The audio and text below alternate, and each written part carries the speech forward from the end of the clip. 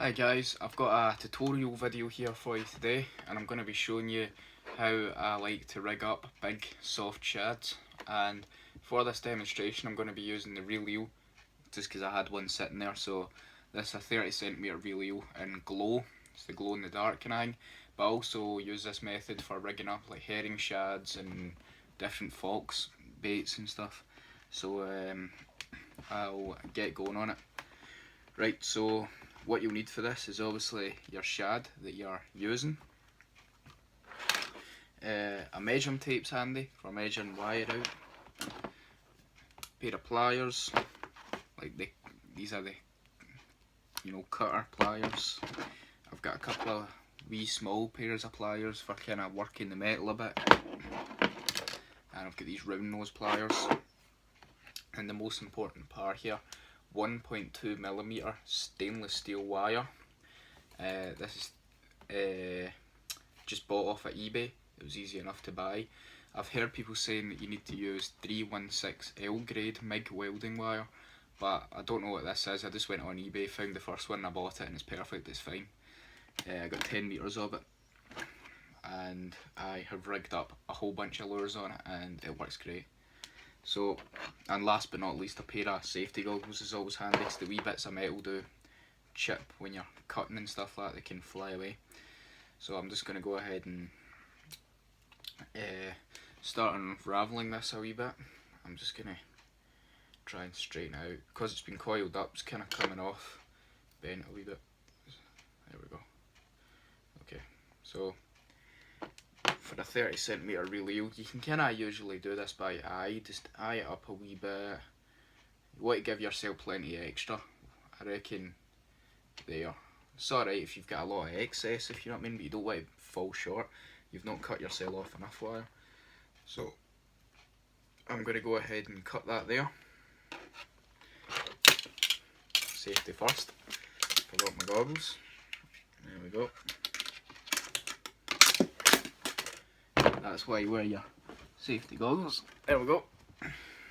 Just going to put the wire down just now. So there we go, I've cut myself a length of wire here, and I'll just tell you.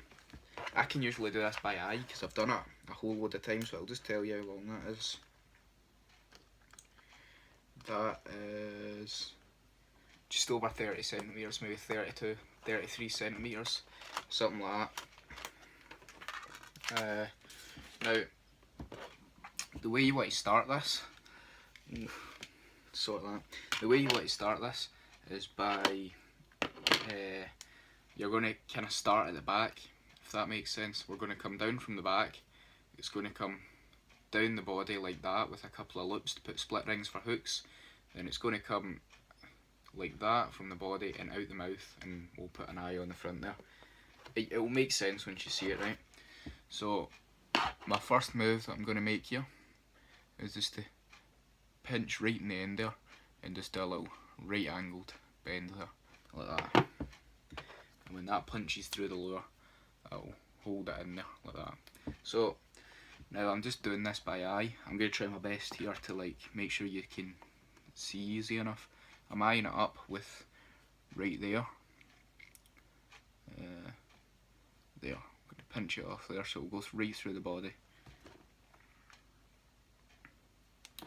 Now I'll take my round nose pliers. Line that up. Very important you keep this all as straight as possible. So you can see my wee right angled bend at the top there. I've got my round nose pliers on it, and I'm going to just go like this and bend back over the top like that, all the way around. There we go. And just kind of bend that a wee bit so it's straight like that, it's a right angle. There you go, so that's what we've got so far. Now I'm going to take these normal pliers, my flat pliers here, and we'll just grab that, our little ring that we've made there, and you're going to bend the wire around just once and then have it back out straight again, back to where it was, like that, so it's wrapped round, just to strengthen it a bit. Probably isn't really necessary, but it'll give it a wee bit of strength. Now you can use your pliers just to make sure that's all straight there. Very important, I cannot stress this enough, you need to keep this very straight. Once the lure is in the water, if your rig is all bent on the lure is going to, you know, swim sideways, upside down, whatever, you know, it isn't really going to run right. But as long as you keep eyeing it up, you know, keep everything straight, it'll be fine. So the next step is we're just going to line it up with our lure again.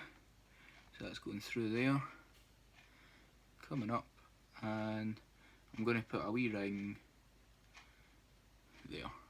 Just doing this by eye. Here we're going to stick a wee ring. Now get your round nose pliers on there again. Yeah, okay, there we go. And again, so I've just grabbed that there, like that. Now all I'm going to do is bend the wire back over my round nose pliers to make a second little loop up here, further up the body of the eel. Once I'm finished this and you see it on the lure, it might be easier for you to see how I'm doing this.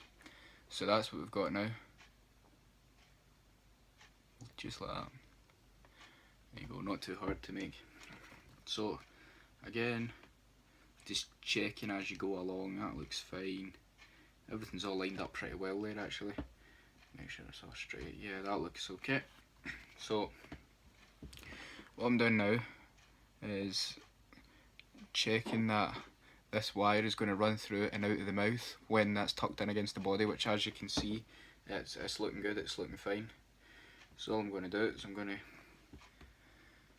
punch this end here through, try to get it, you know, as central as possible in the lure there.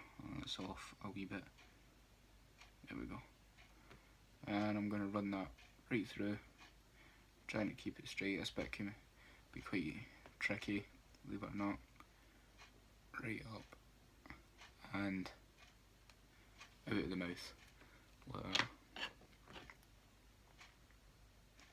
And just pull that down. There we go. Easy peasy, there we go, see? So that's rigged right through.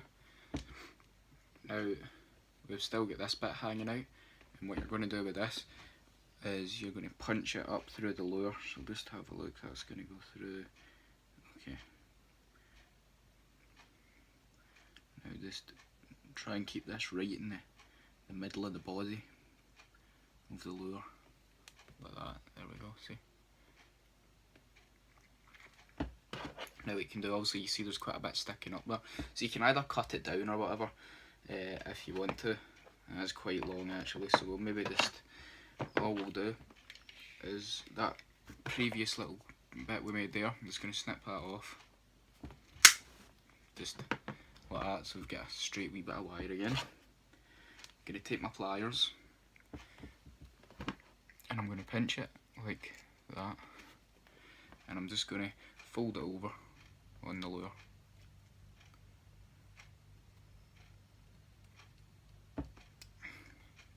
Just like that, a wee bit more, there we go, perfect. So that's holding the lure in now, that's pretty solid on there. And now you can see we've got these two loops where we're going to attach our split rings onto, and your hooks can go onto. But obviously you've still got this bit unfinished here, so we're going to sort this first. I'll show you what I do here. All you do is take your round nose pliers again, grab the lure there with your pliers, bend that wire back over like we've done before. There we go. That's it. To create a loop. And then like we done with this loop at the bottom, we're going to grab this little loop, bend the wire round, just a couple of times, it's plenty. You can go a few times if you want. Can't really get a grip, there we go, got a grip on it.